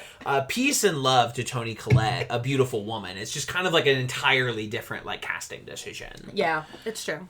You kind of need Cameron Diaz, who in 1997 is like the most impossibly beautiful like being who's ever been, because you need someone who can outshine Julia Roberts. Yeah, it's true. Who is known for shining. You know what I mean? Like they really kind of back themselves into a corner, and they're just lucky that like an angel fell from heaven, and Cameron Diaz was available. Yeah, that's crazy. I have another thought for you. Okay. We know you're a theater kid. Sure. You're Broadway. You're a fan of the Great White Way. Broadway. Mm-hmm. Of course, right now a huge trend is adapting movies into stage musicals. Yeah. When I was watching this time, I said, this one is 80% of the way there already. You obviously have to license Say a Little Prayer. Sure. Everything else you can reinvent. You don't have to use all of the licensed songs. I think you could do a different song at karaoke. You could do a different helium voice song or things like that. But you do can get need, away without the. It's way like how you Beetlejuice tonight, the musical needs Deo. Sure. You cannot do Beetlejuice without Deo. Right. But everything else you can invent and you can bring in. Mm-hmm. It seems just like it's there. They actually, this exists already. Really? Yeah. I think it just had an out of town. I don't know. Maybe it was in Chicago. That would be really funny. But all I know is that I learned about this at work, and it came up on Playbill or something like that. And the set looked terrible. Oh, the Ungunquit Playhouse. My Best Friend's Wedding, the musical. Final week. Book by Ron Bass. Wow. Okay. So this, I can't really like tell, what dates this was, what time it was. Ron Bass book, Jonathan Harvey this book, year. Burt Bacharach music and lyrics. Well, that makes sense, doesn't it? It does. Yeah, they do use. They actually don't use as many Burt Bacharach songs in this movie as I remembered. I was pretty sure it was like just all of them were, but no, it's not. Yeah, we're wearing headphones, so Kevin, your responsibility later is to put some of this music in for our listening audience. But we're going to experience what the Algonquin Playhouse was up to. Of course they're singing. I mean, yeah, you must. They just do this scene like verbatim in Date Movie, the parody movie. They just like didn't even like change what song it was. So far they're just doing... Okay. Oh, sure. She was wearing a cute little pantsuit. I love She that was for wearing. her. She's wearing a. She's got a. It looks like denim on denim, but it's like a suit. Yeah. Or maybe that's two different outfits that they're cutting between. The fact that she's singing "The Look of Love" reminds me that there was a musical that was just a review of Burt Bacharach songs. That was called "The Look of Love," and it is, I think, the only time I have fallen asleep in a Broadway theater. Damn. Yeah. Well, Burt's very relaxing. It was very His relaxing. songs are very soothing. Yeah. Okay, this isn't as interesting as I had hoped it might be. Unfortunately, apologies to my best friend's wedding. Okay, it was this year. Yeah. That's great. We call that the Rome to Julia's effect. People are really paying attention now. The Maine is played in Maine. It's played off Broadway in Maine. Also includes productions of Waitress, never heard of it, Little Shop of Horrors, A Little Night Music, and Crazy for You. I don't know what that is. I do, but I don't remember. That's okay. Well, I'm glad the good people of Algonquin finally got to see Waitress. I'm happy for them. Right. I like that show a lot. I still have never seen Waitress. That was my first Broadway musical. Oh, it was that's Waitress, if you can believe it. Mine was Rent. I mean, it's Rent. What are you gonna do? Yeah, we all have mean problems to with it sound now, so but it was Rent. self-judging when I said Rent. that. It was Rent. And I was like, yeah, it was a popular show, Jenny. It was very beloved. Yeah, exactly. Jonathan Larson, it's still acclaimed. People still love it. Yeah. Despite, the flaws. Of course. Not a year goes by that I don't think about something just demented that happens in Rent that we all just accept. From now on, I shoot without a script. That guy's crazy. I hate him. I think it's funny. I just don't understand why all the people in Rent didn't think they had to pay rent. Like, it sucks, but you have to do it. You ever see Broad City? No. Oh, well, they have a sorry. bit about Rent in Broad City. And she says, I just don't understand why the people in Rent thought they didn't have to pay rent. I know it's explained. Either he's like their friend or whatever. Yeah, but it is. Listen. I am anti-rent. I am anti-landlord. Sure. It is kind of crazy that they thought they could get away with not paying rent forever. Yeah, right. Exactly. They would It's never like, have to pay. But we're bros, right? any like, rent. yeah. You know that we have Tay fake Diggs, jobs we're that bros. don't, You know that Tay don't make any Diggs. money. Yeah. Like, yeah. I like when they well, this is only in the movie, I think, where they dump all the flaming trash out the window. Sure. Yeah. Even though, because they lit the flaming trash to keep warm. That's Right. the idea, is they're burning their art to keep warm. Exactly. And then in the movie they pour it all out the window. Yeah, because which is not keeping them warm. Because Chris Columbus doesn't understand anything. Yeah, I don't think Chris Columbus was aware of what Rent was about. Right. Has he directed anything since? Oh, that's a good question. That's a good question. Not that I can think of. That's a good, because we were is old Chris Columbus. Christ Columbus. Christ Columbus. It's me watching one of his movies. Christ Columbus. Why does producer come first? I hate IMDb. It's a bad website. Why does writer fuck off with this? Oh yeah, I forgot he did Christmas. Okay, so after Rent, there is I Love You, Beth Cooper. Weird. Gun to my head, I never would have been able to guess that he did the Hayden Panettiere, Paul Rust teenage romantic comedy I Love You, Beth Cooper. I guess this is I read that book. Good after Rent. Of course he did Percy Jackson, the Lightning Thief. He did Percy Jackson. He did Pixels, starring Adam Sandler. And, of course, The Christmas Chronicles Part 2. The second one. He jumped into... So, how Alfonso Cuarón took over the Harry Potter movies at 3. Yeah. That is Christopher Columbus stepping into the shoe. He did an Alfonso here. Stepped in for The Christmas Chronicles Part 2. Is that Goldie? Yeah. It's Kurt and Goldie. Yeah. Well, that seems nice. Yeah, I'll never 'cause watch she's- this, but... no. I watched the first one, and it's, it's not good at all. No, absolutely not. But, he's great. He always is. She's in it for like a minute, and so they were like, oh, well, we gotta expand. Rude. We gotta... Oh, in two. She's in two. one. Yeah, she's for in the a first little one bit, for like... and then they blow for like up. yeah, she's in the... It's like basically a cameo in the first okay. one. It's like all of a sudden, Mrs. Claus shows up at the end, and it's Goldie, and you're like, ah, how nice. Love is real. I'm sure you and I have talked about this in many hours spent at a trivia table at syndicated theater. But for anybody in our listening audience that might not know, Walt Disney on his deathbed, maybe his last words, wrote down on a piece of paper just the words Kurt Russell. And I've said this before, and I mean it very strongly. If that had been me, if Walt Disney on his deathbed had just written my name on a piece of paper, I would have killed myself. There's no second option for what I would have done. I would have killed myself. I almost made a joke about this earlier, and I truly cannot remember what the context was. In this very in this podcast? episode, Wow. yeah. I mean, I'm always thinking about it, as Kurt is, I'm sure. Yeah. And people ask him about it sometimes, and he's always like, I really can't think about that kind of thing. I can't. Yeah, I think that would kill me. Yeah. Mm-hmm. Which is understandable, because... I don't want that kind of pressure. No. I cannot be whoever Walt Disney thought the future. But maybe it was Kurt Russell is the future. Maybe it was no matter what, Kurt Russell will be my constant.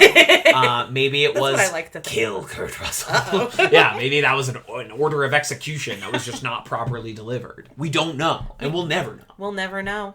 Until Disney's head unfolds. Right, Yeah, exactly. Yeah. My best friend's wedding. Any thoughts? Any thoughts? Let me look back at the paper. Let me see if I had anything else to say about it. The record. I found the first draft online, for this. Yeah. Because I was looking for a specific quote and I couldn't find it. Did you read it? No, because I didn't have time to, but I might. I skimmed it a little bit, and it seems even meaner, which is insane. I kind of love that. Yeah. That's honestly one of my issues with this movie. Take it even further. You know what I mean? If we're doing this, I think the problem is... Okay, so it's a problem that I think a lot of people have with The Last Action Hero, a movie that rules. Sure. But The Last Action Hero is essentially a send-up, a parody of action movies.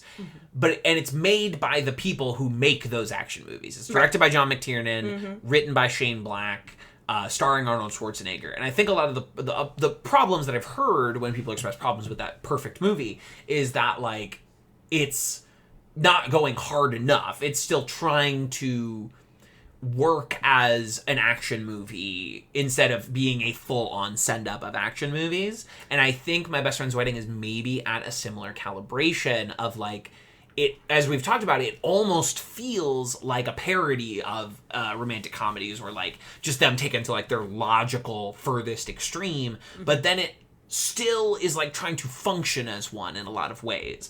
And I just kind of wish they took it all the way. You're thinking that she should have ordered a hit on Cameron Diaz. Yes, exactly. I think we take, the accepted parameters of what is acceptable in a romantic comedy, which is things far, far beyond what we'd accept in our real life. And I think we take that to its furthest most idea, sure, and just absolutely explode, the universe of romantic comedy, is maybe my note. I think that is a good idea. I don't know how it would have played in 1997. Probably. I'm not pitching a successful movie right, here. Sure, I'm not pitching a commercial idea. I just think that's an interesting... It's kind of like The Baxter. Sure. A movie that no one remembers. I have never seen it, but... It's about, your boyfriend owns it. Yes, It's I his know. DVD that I watched, because it's impossible to watch it any other way. The Baxter, of course, for anyone who's somehow not familiar with this movie, it's written and directed by and starring Michael Showalter, who people probably know best from Wet Hot American Summer, played Coop. And it's about those characters in romantic comedies who are the guy that the lady eventually leaves for the male romantic lead. So examples of this: Bill Pullman in Sleepless in in Seattle, kind of the ultimate version of it. Previous to that, you would in old Hollywood, you'd have the Ralph Bellamy, sure, who in two separate movies gets left for Cary Grant. It happens in The Awful Truth, and it happens, of course, in His Girl Friday. So that's the Bellamy role. And if you're a Ralph Bellamy and you see a Cary Grant comment, you're like, well, shit. Well, you're in a Jolene situation. There's nothing. I can't fucking compete with this. I'm gonna fucking wrap it up now. If I'm Ralph Bellamy. Anyway, The Baxter is a movie about that character. What does that character do after he gets left for like the real romantic lead? I believe the real romantic lead is played by Justin Theroux. I hate that. In an early Justin Theroux like cocky comedy guy performance. Sure. Played by Justin Theroux. I think around the same time he's in Mulholland Drive. Okay. So if that puts it, not Leftovers, Justin Theroux.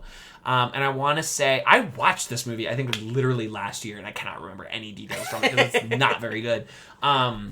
I think he ends up with Elizabeth Banks. So I think they give the Baxter his own romantic story. But I think if you're doing a movie about the Baxter, he can't end up with a different pretty woman at the end of the movie. Well, but otherwise, no. I want him to have nice things. Sure. He should end up with, like, a Judy Greer. He should end up with the female best friend character. Or a gay best friend character. Sure. He should end up with, like, a Rupert Everett. Yeah, I would love that. If I'm rewriting the ancient romantic comedy parody film, The Baxter. All of a sudden, he's like, oh no, this is what I was doing wrong. Exactly. These are my thoughts. In the same way that Cameron Diaz and Julia Roberts should end up together at the end of My Best Friend's Wedding. So this was a thing I did want to discuss, because Letterboxd is very convinced about this. And I got the Slash goggles. I wear them all day long. You are one of the great Slash goggles. I really am.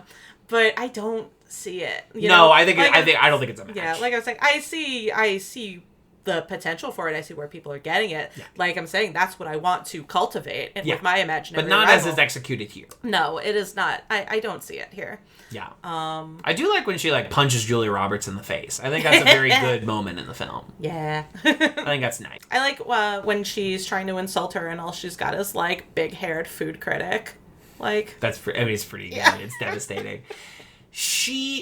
They both have crazy rom-com jobs. She is a food critic. Yep. And he's a baseball reporter? He's a sports writer, but like that covers the road games and stuff, I guess. But not for like the big league. He's not covering the White Sox on the road. He's covering like Arizona State.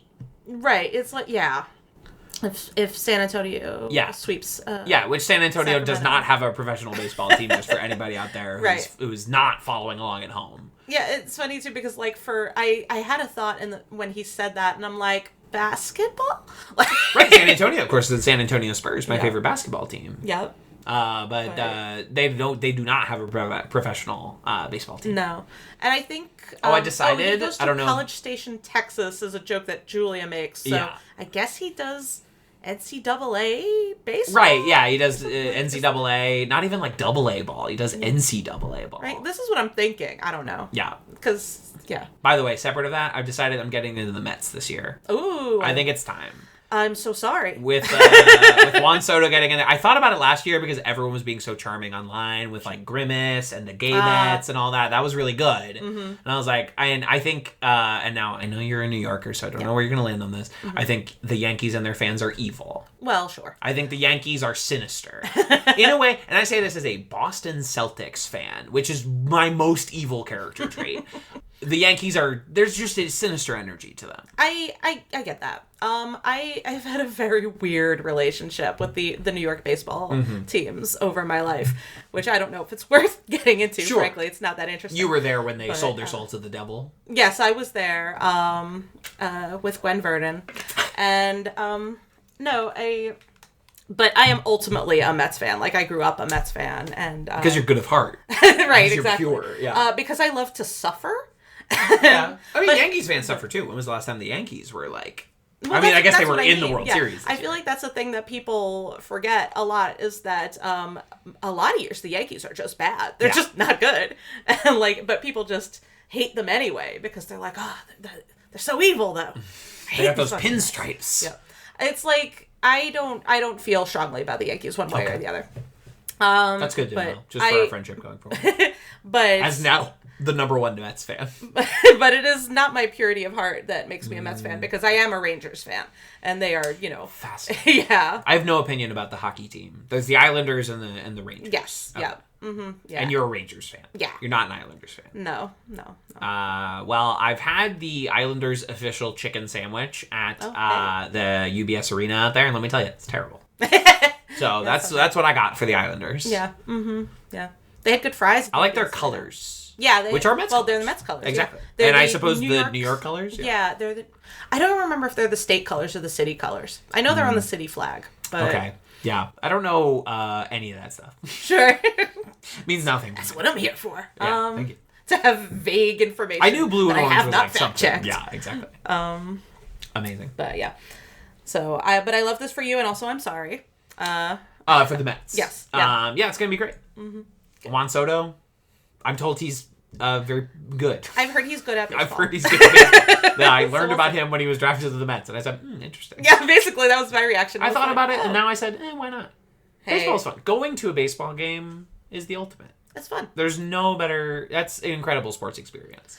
My take is I think it's less fun now that they have the pitch clock. Yes, yeah. I think it's one of the fun things about going to a baseball game is like, we got all fucking day. Right. Yeah. You're there for a real long evening, and now they make them throw the baseball right, more often. Which I mean, I guess it's nice to keep it moving, but like watching on TV, pitch clock super necessary. Sure. Watching in person, pitch clock.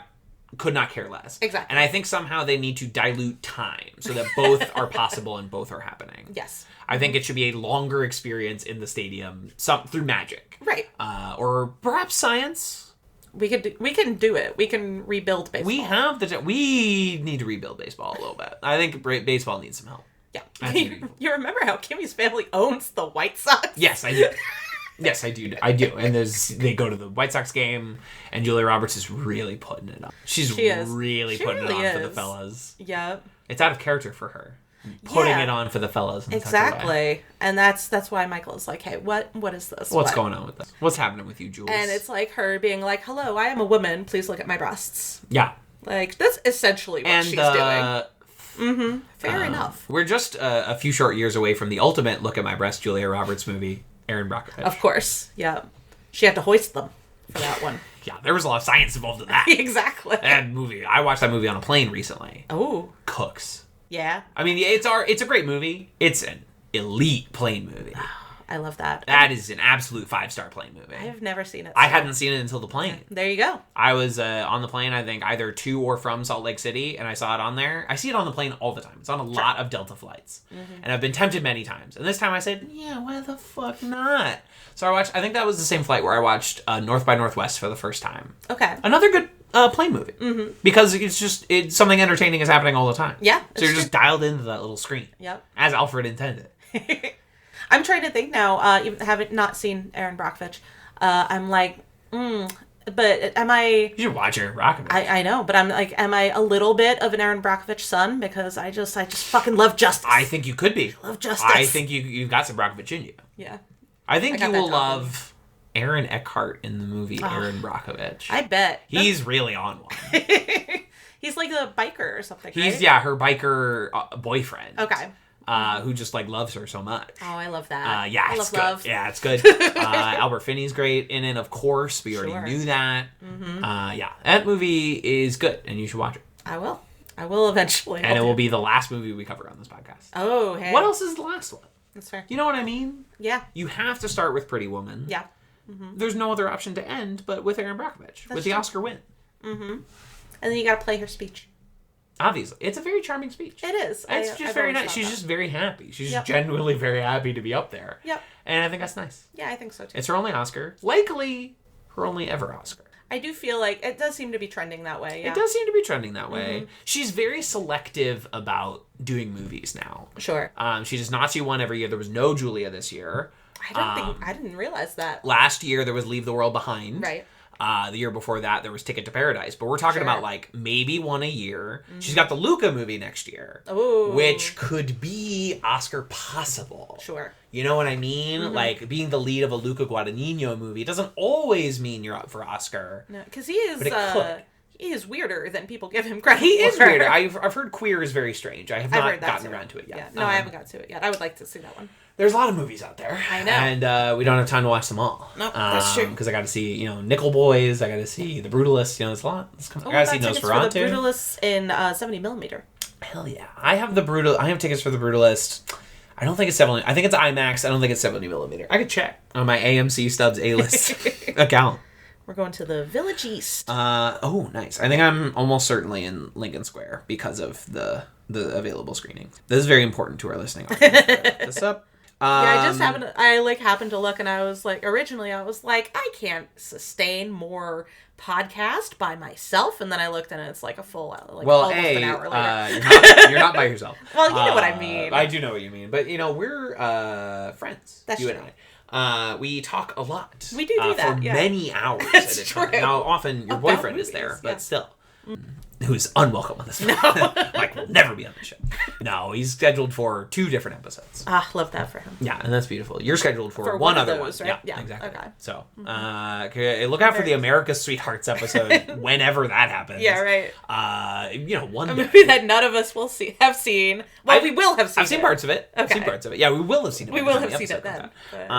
Yeah, anyway. I as good a time to wrap as any. That's true. Most likely. You also have to go all the way home. That's true. In the rain. In the rain when the buses aren't running great. So I'm going to give you the peace and the grace to walk off with that. Is there anything you want the people to know about?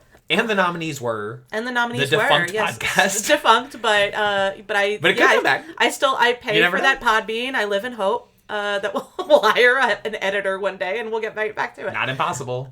We actually had one in the can that we never released about the Godfather. So. Oh, good movie. Yeah. People probably want to hear discussions of that. I know, right? Well, famously, not enough people are talking about the Godfather. Yeah, there's no tape on that. But I don't think that's a finished episode, so that's why it never went up. I don't think it got edited. Right. But that's still out there if you would like to look for it. It is on, your local podcatcher. Yeah. I don't know. I'm on Blue Sky now, but I don't even remember my username. I know. I'm Jennybeans? so good at it. It's probably Jennybeans. It's probably Jennybeans. It might be Jennybeans 9. You can't always get Jennybeans. Yeah, well, of course. that goes as soon as the new website starts. Right. Jennybeans is gone. Exactly. I spend most of my time on Tumblr, but if you find me there, no, you didn't. No, you didn't. Yeah. You didn't see nothing. And yeah, that's it for me, I guess. That's all I got. That's that's a bit. Yeah. Thanks again for joining. Thanks for having me. Our listeners already know this. TV's Kevin Landigan on all the stuff. Patreon.com/TV's Kevin. Get this episode and all other episodes at least a week early, as well as any bonus pods that we throw out there, updates on all the shit that I'm working on. Movies for Babies is the other show, and this episode is coming out on New Year's Eve, and 2025 gonna be an interesting one. But all we have is each other, and I think that is something to remember going forward. You cannot change big things, but you can change small things around you. And I was reading the new Ta-Nehisi Coates book earlier today, which was earlier this year. If you think about it. And there's a quote that I read today that I'm going to butcher, unless I pull it up right here. I love that. And I just thought it was nice, and I'm going to share it, and I don't know if anybody's going to care or if it's even going to be worth me pulling it up.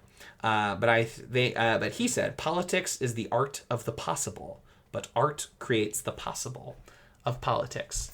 And that's my thoughts on my best friend's wedding. So until next time in January, when we talk about something Kat and I haven't discussed it, keep running those Julias. Do. Lies, lies, you're telling me that you'll be true. Lies, lies, that's all I ever hear from you. Tears, tears, I shed a million tears for you. Tears, tears, and now you're loving someone new. Someday I'm gonna be happy, but I don't know when just now. Lies, lies, you're breaking my heart. Tastes like you, but sweeter. Please tell your friends about this show. That was quite a show. Very entertaining. I want to live! This has been a Talkback Podcast.